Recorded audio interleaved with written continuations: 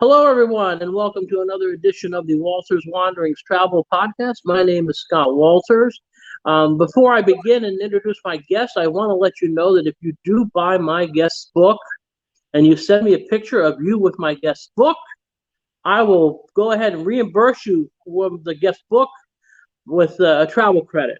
So that's how we do it. So you can get the book for free. No better deal in the world.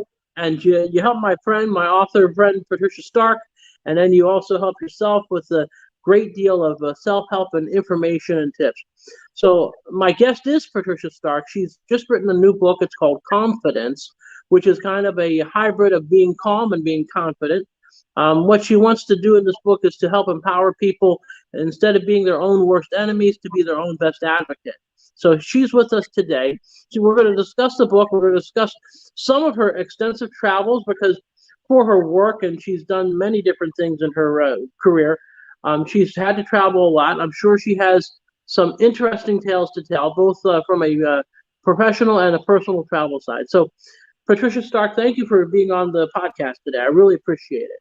Well, Scott, I really appreciate you having me and giving me this opportunity to talk about the new book. So thank you so much.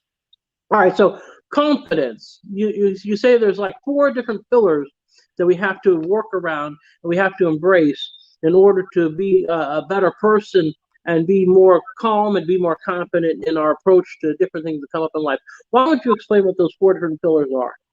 Yes, thank you. So the way that the four parts of the book developed was based on first the two words coming together of being calm and confident. So many of my clients and students that were coming to me for speaking and for media training, they had to be in the spotlight, whether it was in the front of the boardroom, in front of the camera on television, or even on a job interview. And it didn't matter if they were a CEO, a famous celebrity, athlete, performer, or broadcaster, or just students that wanted to perhaps, do their own podcast or their own YouTube channel, or, anybody that was working in a business that wanted to promote their business through video. The thing that they all had in common is that they wanted to feel more confident when they were in the spotlight, appear more confident, but they also wanted to be calmer and not have that anxiety and that fight or flight feeling. And you can be very confident and very good and expert at what you do, but you can still experience stress and anxiety, especially when you're putting yourself out there, when you're testing the waters, when you're out of your comfort zone.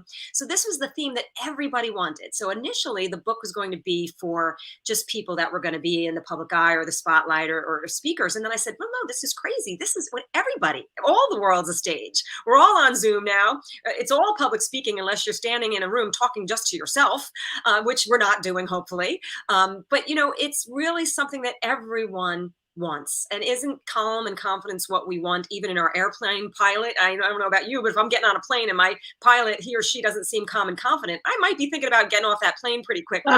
Or your dog walker, your babysitter, you fill in the blank.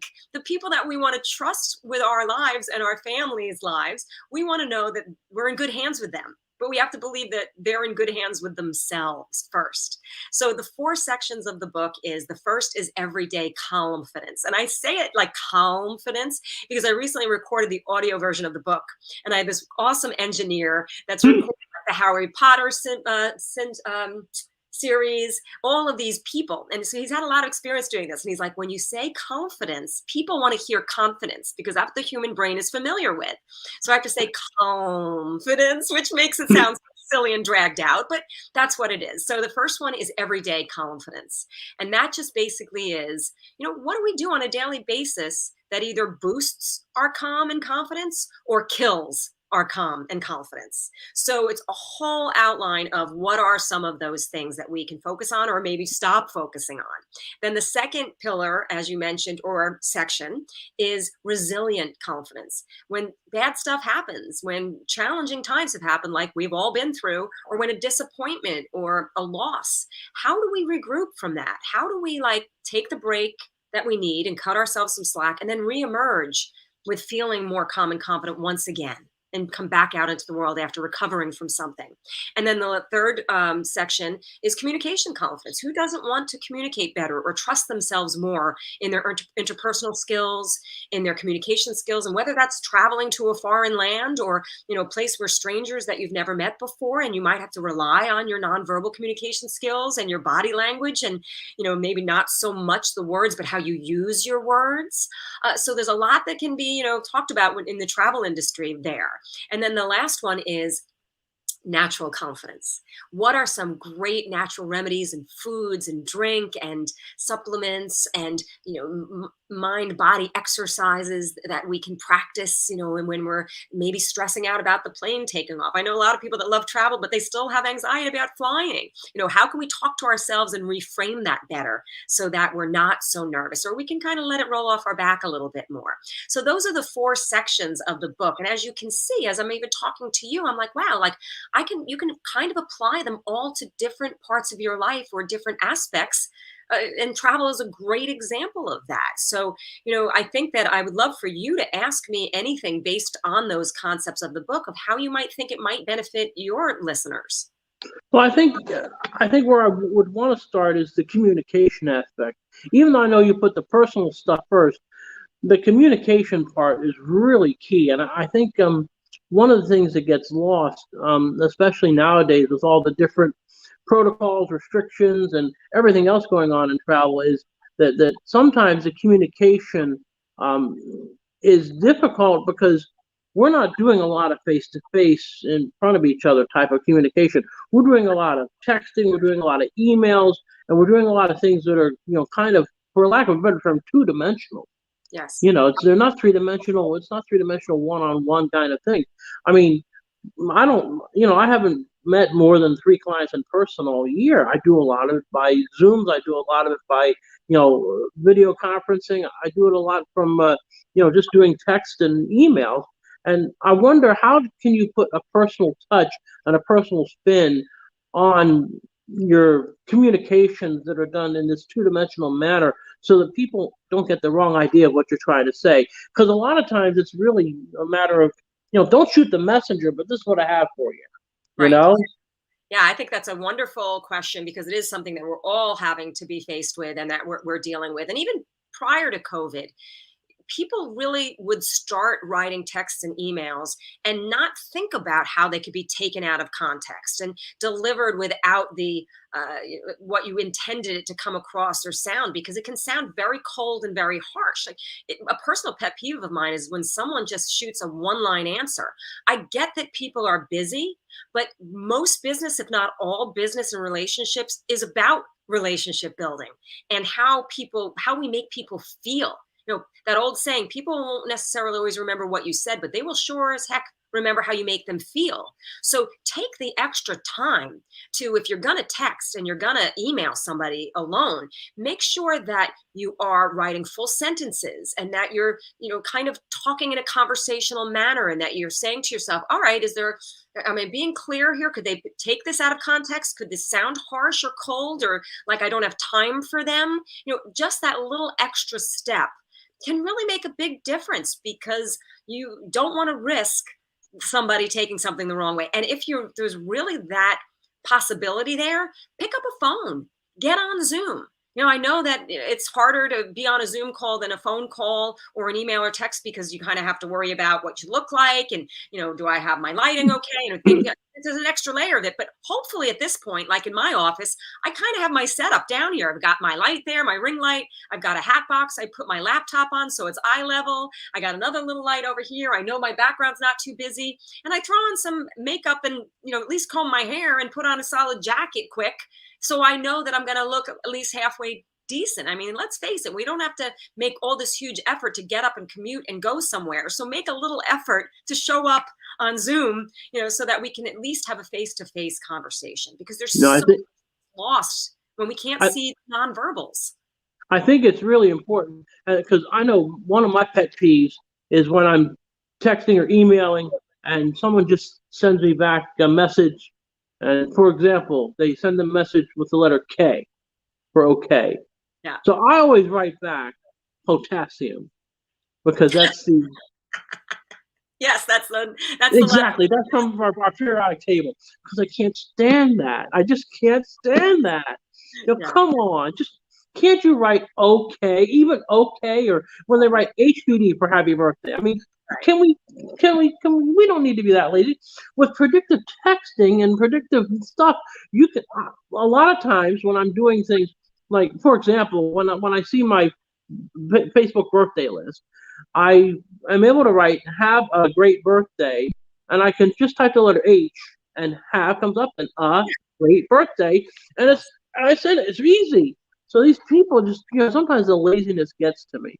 Well, So I that's think also that, and it's a good point that you're bringing up, because I think it's about knowing your audience. So if you're talking to someone who maybe is a millennial or a Gen Z or somebody that's used to texting and they're a digital native and they're used to all the LOL and the K and the TBD and LOL, whatever, like, then that's fine. But have kind of like, say to yourself, I need to have a clue here. Who's my audience? If it's more of a business format, if it's somebody that's in different age groups, like, it really isn't brain surgery to say, okay, I need to know who I'm communicating with here, and let me do it appropriately. And I'll even notice how people sign their signatures. I have one near and dear client that's become a friend that writes hugs at the end of the email. So I started reciprocating and writing hugs, because I wanted them to know that the feeling was mutual. And then I'll make sure that I see if someone, are they signing their full name or their short version, their nickname. Names are important to people. So really, I will look at how they're communicating, and then I'll say, okay, this is what's appropriate in their world. So it's putting other people first, understanding that everybody communicates differently, and trying to figure out who your audience is and how they want to be communicated with. and if you don't do it right, it happens. You end up being a POS, and there you go. It's just I'm sorry, I couldn't resist. Now let's talk about you. You've had to travel sometimes to do some of your work, because I know one of the things you do is you do a lot of these video kind of presentations, a lot of medical ones. I guess because you can pronounce all the words.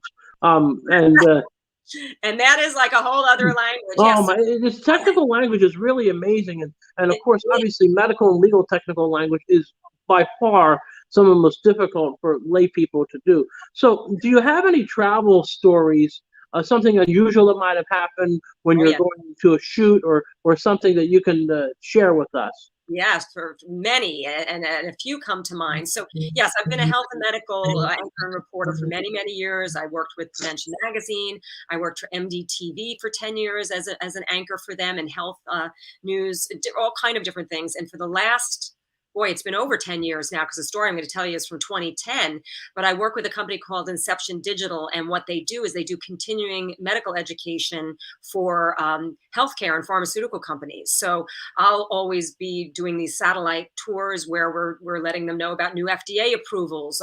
We're filling in doctors and healthcare providers across the country about new treatments and new medicines and all kind of things. So yeah, I mean, a lot of the medical terminology is completely made up because it's based on elements and other terms that are blended. So that's a tough one. But we would sometimes, since COVID, we shoot out of a New Jersey studio. They have this cool Pando wall where we can have like 80 people up on the virtual wall, and they can beam me around the country.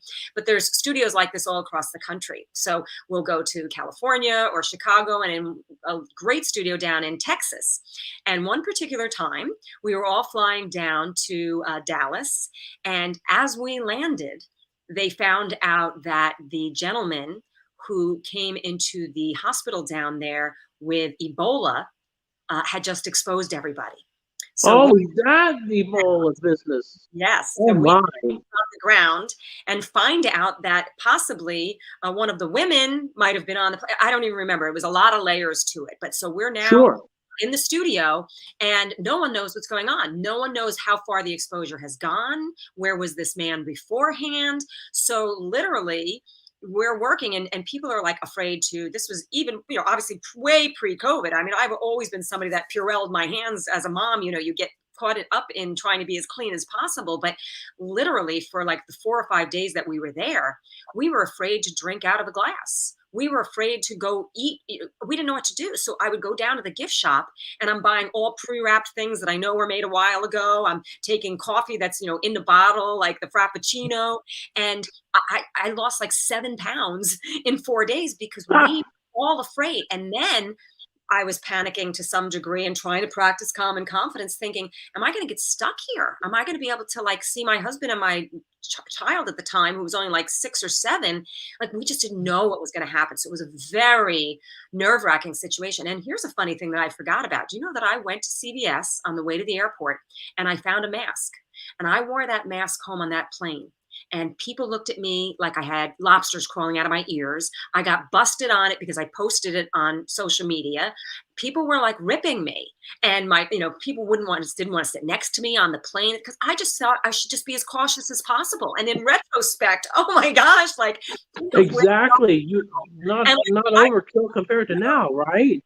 Like I thought my instincts were good, but people were looking at me like I was insane. Well, that's funny. That is funny, especially that little last kicker. The kicker, the punchline to the story is always the best. There's no doubt.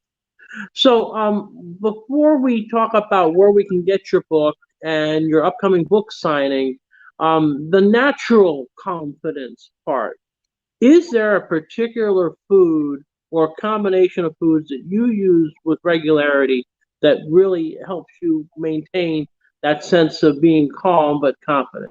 Absolutely. So let me first say that just because I wrote the book on it and I've had a tremendous amount of experience helping others find their calm and confidence, I am not immune to the daily struggle. I have my ups and downs and things with family and things with work and health and you name it, that, you can rock your calm and confidence daily. So I have to work hard to try to practice and achieve this as well. And some days are easier and harder than others, as you can imagine. So one of my go-tos that I love to always have around, that, a lot of my clients have used, and even my son when he was having test anxiety, is something called lemon balm. So it is like in a little tincture, almost like the echinacea bottle. And I first learned of it from a woman that I knew that was going through breast cancer treatment. And her doctor told her to try it as a natural remedy to just kind of get rid of that fight or flight and that, nervousness all the time and worry. And so it supposedly has elements that reflect similar to like a natural Xanax, but it's all natural and it's not habit forming. And you can take it several times a day without worry. And this I really love. And then lo and behold, I saw it on Dr. Oz one day after a couple of years of telling people about it. And what's nice about this is that you just take it, I take like 2 full, droppers full, and it just takes the edge off a little bit, almost like you had a glass of wine without feeling buzzed. And when I used to do overnights at one job that I did, if I had to power sleep for 45 minutes, I would take it and I would just have done enough to take the edge off to fall asleep. So this, I've gotten great feedback from a lot of my clients that are afraid of public speaking or they're stressing about something. And it's portable, you can carry it anywhere, and it's really a wonderful thing. The next thing that I learned working in broadcasting and all kind of crazy hours is that a lot of these people were incorporating dark cherries into their smoothies or eating dried cherries or somehow getting cherries into their diets. And what I learned was that cherries help you create, or one of the few foods actually that help you create melatonin, which we all know helps us be calm and sleep. So, and they're delicious. I mean, who doesn't like to have a trick up their sleeve of that's good? And if you get tried ones, it's very portable. And then the third one, when I was working down at the Film Center building, I taught there. I taught broadcasting and on-camera classes there for about 13 years. And then during the day, I would do private sessions with clients. It was right next to the Broadway. So a lot of the Broadway performers would come to my classes or for personal training that wanted to transition from stage to perhaps working as a host on television or an entertainment reporter or something like that. And I learned that all of these performers were eating bananas behind stage. And I'm like, what's this all about? And they're like, well, they're natural muscle relaxants. They work as a natural beta blocker that kind of helps with nerves. And they're like rich in potassium that also helps control our physiology, and they're portable and they're delicious. So this is where I learned about the bananas being a good one. So these are all three things that I incorporate on a regular basis. And then lastly, I know everybody knows about chamomile, but I really love chamomile tea. And, instead of reaching for that half a glass or full glass of red wine that's so tempting, especially during COVID for all of us, I think so much wine consumption happened more than in any other time of history, probably. I find that if I have chamomile or sometimes a chamomile lavender blend of tea, just the act of sitting calmly, drinking something that's warm or hot, and then having these properties that really are shown to relax with the smells and the digestion, really you can create a ritual out of that. And it's a better choice. Like for me, I'm in a place now where alcohol doesn't like me as much as I like it. So if I have a glass of wine at night, it might relax me, but then I might have broken sleep throughout the night. But if I have the chamomile and a tea instead, or a ginger tea and chamomile, there's so many things out there now. I tend to get the same effect. And then my sleep isn't messed around with, So those are definitely my go-to. And then certainly some form of meditation. And I'm not talking about, okay, you got to light the candle and incense and do the pretzel shape of your legs and om and ah. It's just give yourself, what's the greatest gift that we can give anyone in memorandum? What is it, right? It's a moment of silence. We've all heard it a million times. This is a moment of silence for this person that we're honoring. This is a moment of silence for this person that passed away. How often do we give ourselves the gift of a true moment of silence where we can just get away from everything that's distracting and bombarding and vying for our attention, and go to a place or a room and just let everything settle, clear your mind, control your breathing, breathe things in, and just let your mind set like a shaken snow globe that's finally had a chance to settle. And just let it be. Then when you try this in the beginning, it's going to be like, taming a bucking bronco. It's going to go wild. It's going to go crazy, but it's still studies still show it's effective. And the more you do it, 5 minutes. What if you started your day with, okay, I'm going to wake up, and instead of starting with dread, I'm going to say, what are 3 things I'm grateful for? As my feet hit the ground, I'm going to say, thank you with each foot. I'm going to go into my office or my family room or a room that I know is only for me. And I'm going to sit for 5 minutes and just think of nothing. And then think of, how would I like my day to go today, rather than worrying about how it's going to go. Do you know what just those few moments, how big of an impact that could have on your day, each day? And you don't have to do it every day. I mean, that's ridiculous. I wake up and I'm shot out of a cannon sometimes. I get it. I'm a mom. I have my own business. I have an 88-year-old mother I take care of, and my husband and my home, and 3 Shih Tzu dogs. I get it. We're all juggling 8 million things. But if we can aim for this sometimes, a couple of times a week, it can have a huge impact on our lives and our positivity. I like that. I'll give you a banana story right now before we talk about where to find the book. When I was in graduate school for music, I was made to take a dance class. And I had never taken a dance class in my life. And so I go to my dance class, and the dance teacher, his name was Buddy Thompson. It was January semester. So I was with all the freshmen. So these were all the 18, 19-year-olds. And he says, he's first thing I was about is, I know you haven't lifted your legs in 3 weeks, and I know we're going to be lifting our legs right now. So this first dance class, and trust me, the whole thing, tights, a dance belt, the whole thing, thank God it was in 1990 and there was no video cameras in the room.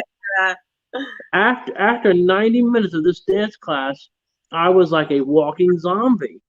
And so I literally went to the health office at the school. I said, listen, I just came from dance class and I need something. And the nurse says, you're going to get yourself 2 bananas and a big glass of orange juice. And you're going to take the bananas and orange juice, and you're just going to rest for a couple hours, but you'll be fine. So I got a couple bananas. I got a big glass of orange juice. I ate them. I rested for a couple hours, and sure enough, I was fine. So the curative power of the banana, along with the orange juice to sort of kickstart the potassium, really came into being. So that's my banana story. I'm sticking to it. I love it. And it's better than a slipping banana story. So I love that. It's not somebody falling on one. But as I'm listening to you talking about that, and, I was thinking at the top of the show how, we promised that we would bring some ways that this relates to travel. As you had mentioned earlier, to different places. I've traveled to the Philippines alone to meet a crew there. I've traveled to El Salvador alone to meet a TV crew there. I've shot in London and in Europe doing different projects for different clients. And, I've done a lot of travel that involved my work. And a couple of the things that I always found that really helped me was that we mentioned about people's names earlier. I think that's one of the greatest things that you can do for yourself and for others is to really learn people's names quickly and stop saying that you're bad at names, because that will lock it in. Always just say, I'm getting better at names. I'm getting better at remembering names. Because if you check in at a hotel or you valet park your car on an ongoing basis, or even on that just one-off time, or you're dealing with people, maybe a flight attendant, whatever. If you learn someone's name really quickly and you use their name right away and you use it whenever you engage with them, it is amazing how differently people will respond to you, because they will feel like they know you. When I travel, I'll look also, I'll go on and I'll research everything that I can about the location and where things are located in the hotel room. If I'm speaking at an event, I find out what things look like before I get there, so that when I get there, it doesn't seem so foreign and I don't feel so like a fish out of water. I'll make sure that I stay on a certain level of a hotel because I feel, safer there, or I'll check out, I'll do like a lot of kind of investigative work so that I feel like I belong before I get there. But that personal interaction of trying to understand people's names and always treating them, with respect. I was taught many, many years ago when I was a kid even, you just don't talk down to people. You don't talk to people like they're serving you or waiting on you, or it's their job to take care of you. You treat everyone, not just with the golden rule of how you want to be treated, but the platinum rule of how they want to be treated. And it's been amazing how I've witnessed people over the years talk down to a flight attendant or a valet car parker or something like that. And you know what? They don't want to do anything to go out of their way to help you. But when you talk to them like a friend and a human being and a person as they are, people really want to help you. They want to be there for you because you've talk to them with respect and dignity. And that goes so far to anywhere you'll travel in the world. And the smile is the universal language. And, if we're wearing a mask, guess what? A genuine smile, unless you're one of these people that is jacked up on way too much Botox, you're going to have, crow's feet on your eyes, and people will look for that and they'll know if you're smiling. And we've done so much more now looking in the crow's feet area and the area where the eyebrows are to try to get cues from people and, to deliberately try to make better eye contact with people. So there's all these things that we can do when we're traveling and when we're interacting with strangers that can, make us have a human bond, a human connection that will always only benefit all parties involved. And the other thing is, a lot of times, these people that get talked down to and get kind of sending remarks thrown at them, they really don't have any control over the situation. Of course. So, so if you're talking down to someone that has no control of the situation, it doesn't benefit you or them or anyone else. You can politely ask for a supervisor maybe or something like that, but but if you start railing in on somebody who doesn't have, they're just basically following orders, and really, if they don't follow the orders, the consequences could be much worse. It really can't be a problem. Right. Absolutely. Absolutely. And, just common decency and good manners, don't walk through a door and not look behind you to see if somebody's coming so that you can hold the door for them. And, and also learn about other cultures. I would sometimes, quickly do like a quick course on, all right, what's like a thing that you should say and shouldn't say? What's like a, what's the thing that they do that greets each other or makes people feel comfortable? And all cultures are different when it comes to that. So my sister moved to Italy for a while. She lived there for about 3 years when she got married to a man who was originally from Italy. And this girl studied her butt off for 2 years to learn the language. A, so that she'd be safe there, but B, out of respect to the people that were going to be around her, so that they knew she was at least trying. So much so that when she got there, they asked her to have a little group to teach some people English because she could do enough communicating to help bridge the gap. So, it's the little things that make people know you care about them as a human being. And it's easier these days to do that research than it was 15, 20, 30 years ago, without 100%. question or doubt. Now, your book. Let's talk about where we can buy the book, and we'll talk about the book signing that's coming up not too far away for all the local people that listen to my podcast. So first of all, where can we find the book? Great. So thank you. So it is at Barnes & Noble. You can walk into a Barnes & Noble or your favorite bookstore. It should be there. If not, they'll order it for you. But I've seen it at a couple of Barnes & Noble around me and heard that it was there. Amazon, absolutely. You can purchase it on Amazon. Today, the day that we're recording, it's actually now available in audiobook form on audible.com, Google, a couple of places like that, and even in MP3 and CD. You can go to calmfidencebook.com, CALMFIDENCE book.com. And when you get to that page, you'll see there's a link for Amazon, Bookshop, and Barnes & Noble. So you can click there. And you can go to the upcoming book signing at Books and Greetings in Northvale that I'm going to be at on Thursday. Yes, Books and Greetings is in Northvale, New Jersey. If you're familiar enough with the area, I like to call the street it's on, Livingston Street, the Route 303 extension. That's because right. if you're coming from New York City or anywhere with the Palisades Parkway, you'll take exit 5 S's and Sam to go south on Route 303. And basically, as soon as you hit the New Jersey border, there's a shopping plaza on the right-hand side with a drive-through Starbucks, and Yes. the Books and Greetings is located right there. And it's really a great little independent bookstore.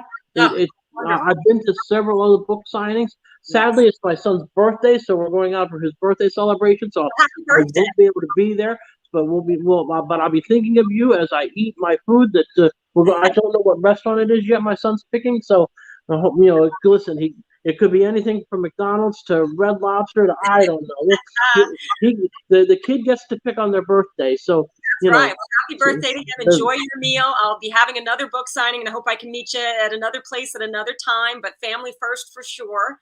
But yeah, big thank you to Kenny, who's the owner there. I've been haunting him for several years. I'm like, Kenny, someday I'm going to have a book signing in this bookstore. And he promised me he would, and he made good on it because he has a lot of big name. I know. It's actually for a small independent bookstore like that. He does bring in some very heavy hitters of books, be it from pop culture and from authors that names and trust. Yeah, so now it's a little old me, so I thank him so much. And it's just a great place to visit, too, because he has all kind of gifts there.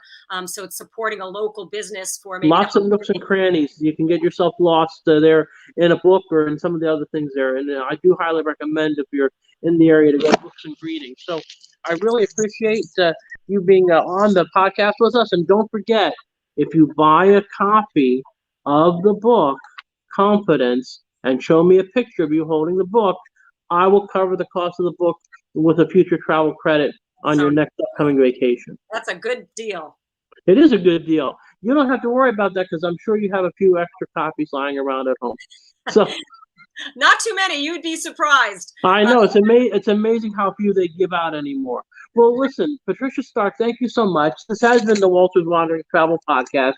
We will be back with another edition soon, and I thank you so much for listening. Have a great day.